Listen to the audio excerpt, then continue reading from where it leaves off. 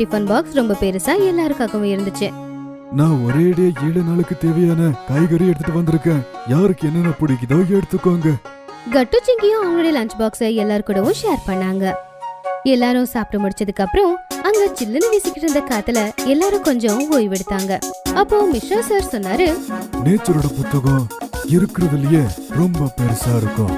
அது நமக்கு சொல்லித்தர எல்லாத்தையும் நாம 4 சுவருக்கு நடுவுல உட்காந்து கத்துக்க முடியாது.